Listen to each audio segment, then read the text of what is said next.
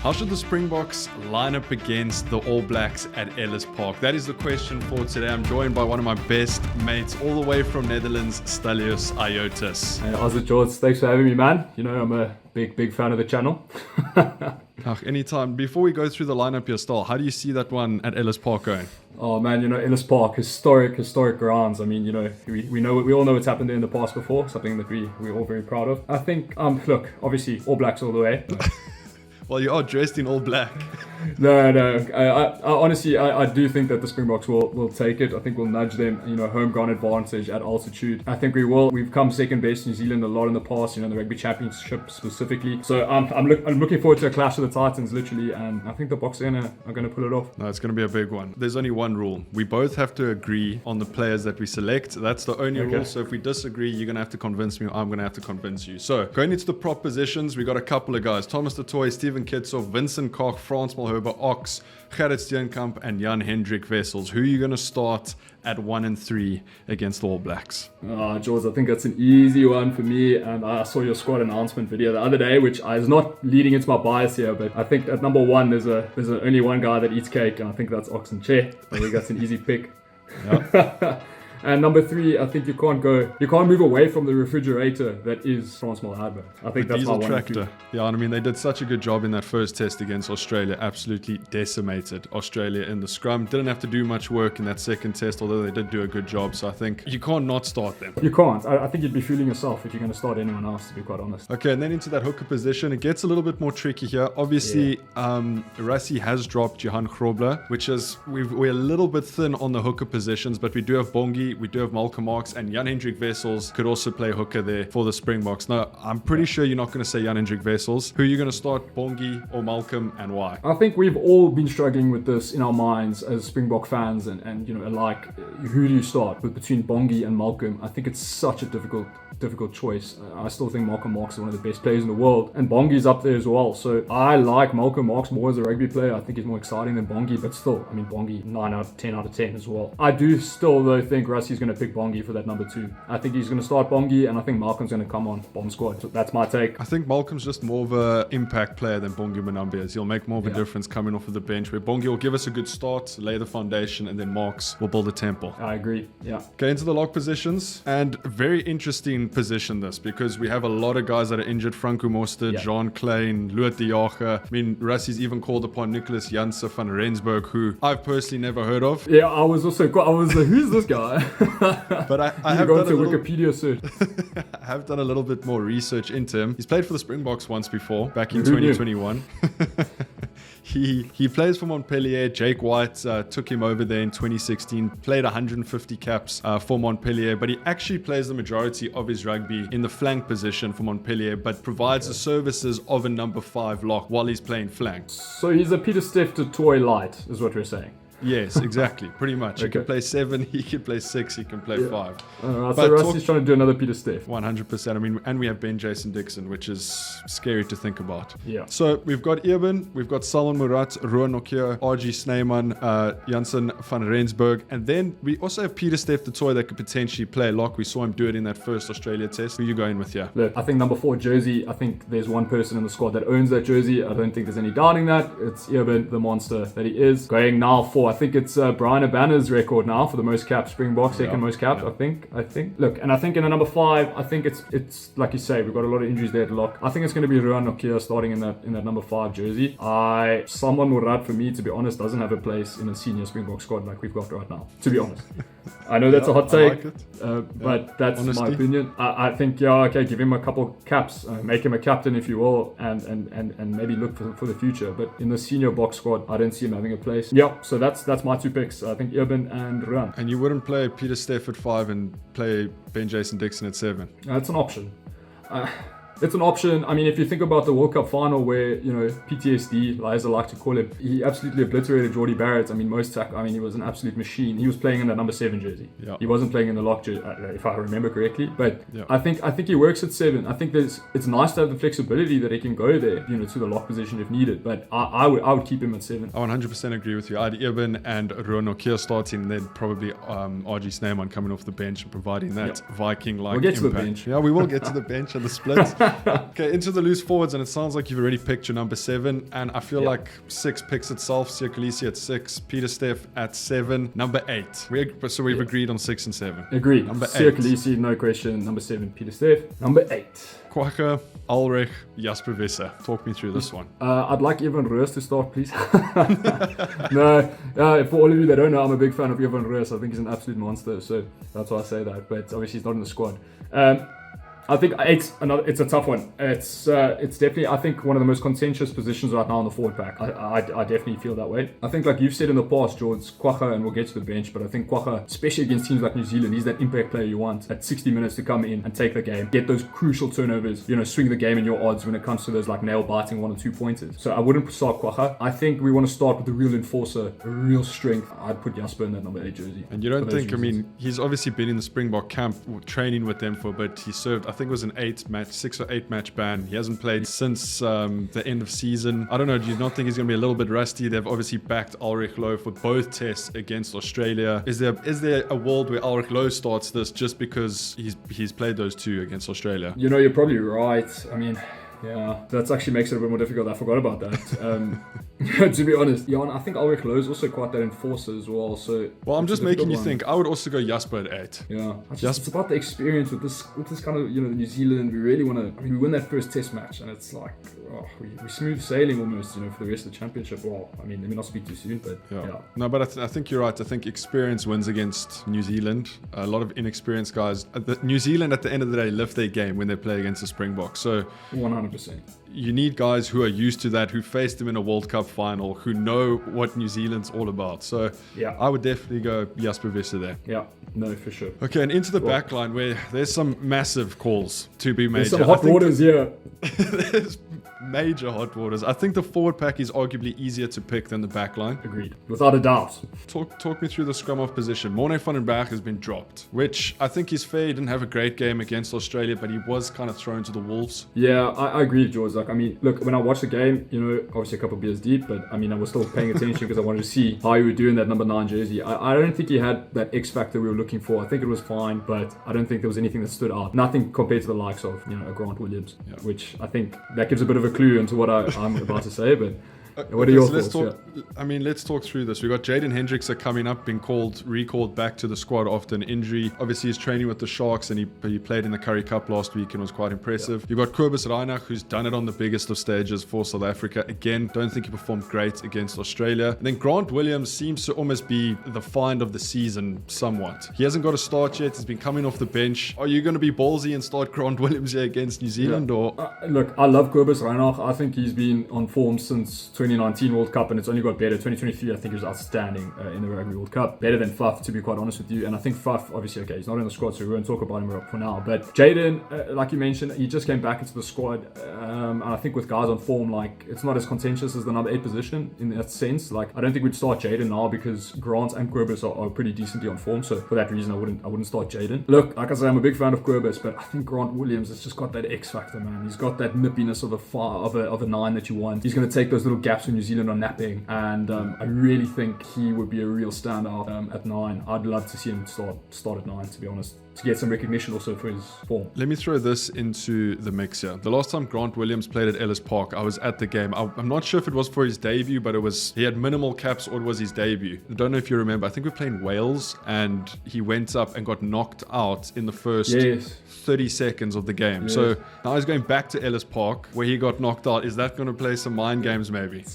I think, look, I'd like to think that when these guys get to this level, they're mature enough to not let these things affect them. But I think we're all human, and maybe it does. But maybe it's more of a motivator than anything, than a mind game affecting him kind of thing. I mean, I think it might be a motivator. And, maybe it is a bit too early to start him against New Zealand, and we don't want him to get, caught up in it. But I'd just love to see him start at 9. I think he's electrifying to watch. I mean, I feel like Russ is doing the same thing he's been doing with Sasha for Grant Williams, like really slowly integrating him in. We saw Sasha come off the bench against Ireland. We saw him have about 40 minutes against Portugal, come off the bench against Wales, and then he started both tests against Australia. So my thinking is that that's exactly what Rassie's doing with Grant Williams, and this is the time to start him. I honestly think Rassie's going to start him at 9. I really do. Okay, so we both on Grant Williams, because that's where I was going to go as well. But I've said to you before, there's a reason why we're not coaching the Springboks and Rassie is. I mean, we say this, and it's for all intents and purposes, it's kind of clear cut what the squad's going to be, and Rassie just changes things like he does. He's a real dynamic guy. Okay, so Grant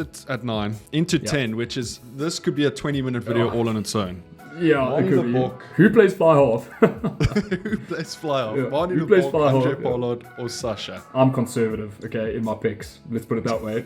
Actually, maybe not with Grant, but in fly half, I'm conservative. I've got that old school, let's say, South African mindset. You kick for territory, you kick for poles. I think Sasha in the last 2 games, you've seen him, and he's had moments of excellence, but I think he's still nervous. I think he still needs to settle in that jersey. I don't think he's ready for this kind of test match. I don't think he's ready for the atmosphere of Ellis Park. I don't think he's ready to face the All Blacks when they elevate their game to this level. So I really can't see Sasha starting at 10. I don't want Marnie to start at 10 because I think it's going to be a close game. I think it's going to be a close game that's going to be won by 3-6 points or whatever the case may be. But I'd start Pollard at 10. You back the experience, you back the fact that he's a veteran. I know he's a little bit out of form. He's not looking as exciting as these younger Oaks that are coming through, but I don't think you want to mess around and play around too much there. Maybe have a Sasha on the bench that can also slot in at other positions.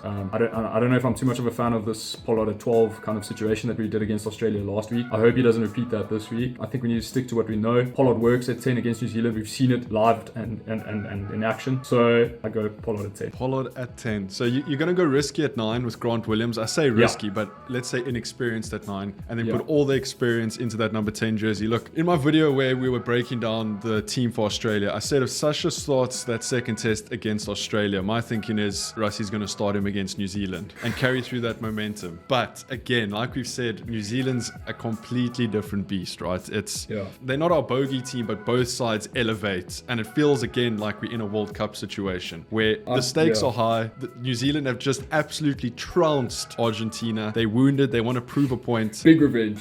Yeah, so I think I agree with you. I would start Pollard there, especially with the inexperience of Grant Williams at 9. Yeah, you get somebody to mediate in the middle of the field. I think it's a good balance then. Okay, Pollard at 10. Okay, let's do wings, or let's do centers first, then we'll do back 3. So centers, Lukhanyo Damian de Lende, Andre Estes, and Jesse Kriel. To be honest with you, I think this is an easy pick for me. I think Damian and Jesse have been phenomenal. I mean, Lukhanyo, it's nice to see him back, and I think he's had a couple of good little instances now. I mean, I love Lukhanyo, I'm at 13 as well, don't get me wrong, but I think Jesse Kriel, that arc of his from, his how that guy has performed has been unreal. I mean, I used to give him a lot of, let's say, niggle pre-2019 Rugby World Cup, and even during that a little bit, I wasn't a big fan. But my word, did he redeem himself in my mind? 2023 Rugby World Cup and his current form is just, I think that guy's unstoppable. So I think it's easy for me, JC at 13, and he's had such a good pairing now with Damien. So I'd definitely leave it as 12 Damien, 13 JC, no questions. So all the experience, Pollard 10, Damien 12, JC 13, World Cup winning team in the final. If it's not broke, don't fix it. So you're not wrong, and I fully agree with you. Like you said, it's so good to see I'm back. It was also very interesting to see him play 12. Yeah. But I think if we win this first test against New Zealand, maybe then we'll experiment a little bit. I don't know. It's going to be interesting to see what Rassie does, but I do agree with you. Damian de Lende at 12, Jesse at 13. Have to. Yeah. Then into the wings, and I don't even know if we need to speak about the wings. I think there's only really 2 clear-cut options here. Also, we left out Kane and Moody for the centers, but I just don't see that happening. I don't see that happening either. Okay, wings, Kurtley Arendse, Cheslin Colby, Kane and Moody, Makazole Mapimpi. Okay, Colby's going to play. I don't think anybody would argue with me on that. And if anyone wants to take a friendly bet with me, please find me in the comments down below and we'll run a side bet. Colby will play. I definitely think that's going to happen. So Colby, but I think Mapimpi is a great player. Don't get me wrong as well. I love him. I absolutely love him. I think he's a fantastic player. But I don't think he can get past Kurtley Arendse and how amazing he's been. It's just that X factor again. Like I said earlier with Grant, it's just he's got something that is just it's that warrior energy, and he's so quick and so electrifying. I think think he's good under the high ball. I think they'll probably put a lot of pressure on him, and he'll do well under that high ball. And defensively, he's also a weapon. I honestly, and obviously on the attack, it speaks for itself. But yeah, I think Kirtley's going to start. No, yeah, I really do.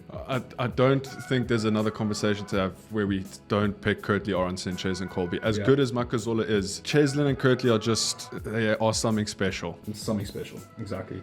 Yeah. Okay, so we've basically gone for the whole World Cup winning team. And then in fullback, we've got Apelele Fassi, Airways Fassi, as Behind the Ruck calls him. Yeah. Or Willie Leroux. I think this is where you and I are going to have a little bit of a disagreement. Look, I think Fassi played an amazing game against Australia. And look, he's also been on form and he's great. And I love him. And that try, even though he caught the ball, it was Makazola that put it through, whatever. It was great. But he's good on the high ball. I mean, he's improved. He's great. He's looking good in a box jersey. He's almost kind of making it his own. But I think Villy's coming up on his 100th cap. I'd really like to see him get it. I think he deserves it. I think Villy's rugby mind and his vision, sometimes he gets the calls wrong, like we saw in that Australia game with that, he should have just let the ball go. But I back the horse because 80% of the time he'll probably make the right decision. And I think you need a little bit of level-headedness and temperament to start. Get into the game. Let your forwards beat them down a little bit, and then you get your injection of energy from the bench. So I'd start Villy. Look, as much as I want to start Fassi, and I thought Fassi was phenomenal against Portugal, I thought he was phenomenal against Australia. I do think if he keeps playing like this, he's going to put a lot of pressure on Damien Valença and Willie Leroux in that 15 jersey. But it makes no sense for us to go for a very, very experienced backline and then just throw Fassi in there randomly for the sake of it. Yeah.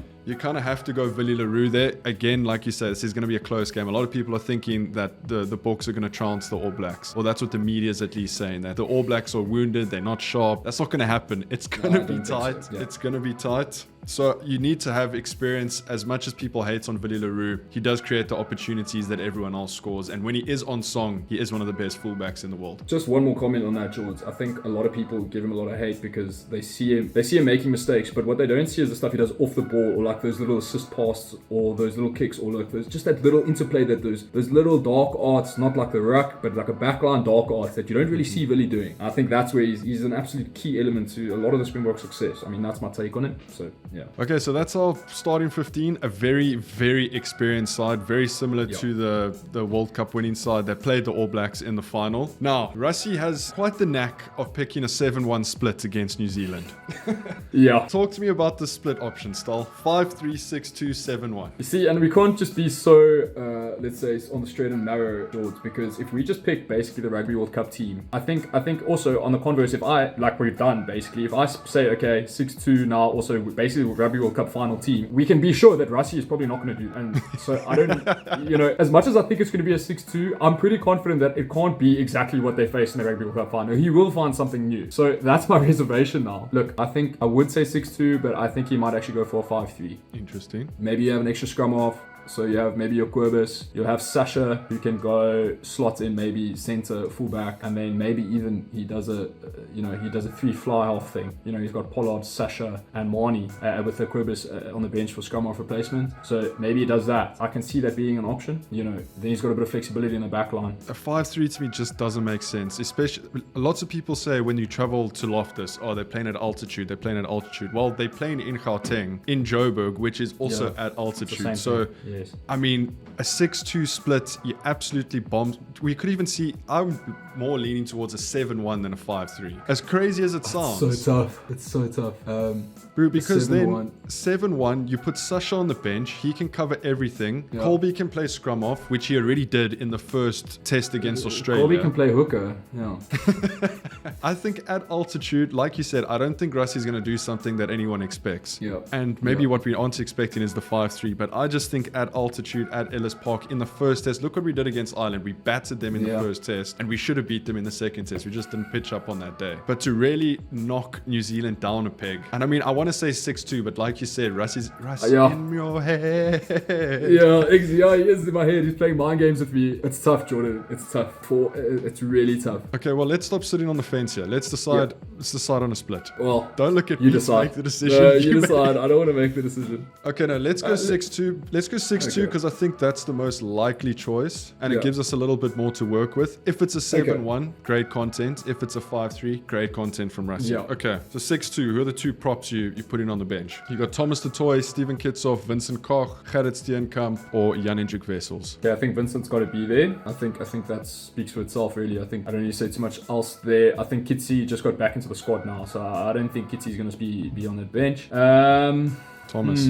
Yeah, I think Thomas du Toit. I think the rest are great, and it's great that we have them in the squad and they're learning. And then maybe in that second test they can come off the bench. But I think the job to be done next weekend is get this first test out the way, and then we can start playing around a little bit. But we need to at least get 1-1 over the All Blacks for the championship purposes. So yeah, I think it's pretty clear cut there. Yeah, Thomas de Toy, Vincent Koch. Thomas de Toy had a great game against Australia in that second test, so I fully agree with you there. Then obviously we have Malcolm Marx on the bench. Yeah, Malcolm. No Jan-Hendrik Wessels in that 16 jersey. No, not at all. No. All right. Now we got to decide, are we going with one lock or two locks? I'm going to lean towards one lock, and we put RG Snyman on the bench there. Yeah, I think it's easy to say one lock because you've got PTSD that can just slot in if you need him to. So yeah, I think Archia will be definitely on the bench for sure. And I think one lock, as you say. Yeah, two Lucy's, Ben Jason Dixon, Natsia, Quacha Smith, Ulrich Lowe, Marco van Staden. I think Quacha, and like I said earlier when we were discussing the starting positions, I think Quacha is that impact player you need against New Zealand. I think he's essential, especially in these kind of test matches. We've seen how lethal he is on the field against New Zealand specifically. I think he matches their tempo. He's what you want to come on. So I think Quacha's definitely going to be there as another Lucy on the bench. Yeah. And then I think they'll probably go Marco van Staden to replace Sia. Yeah, I think so too.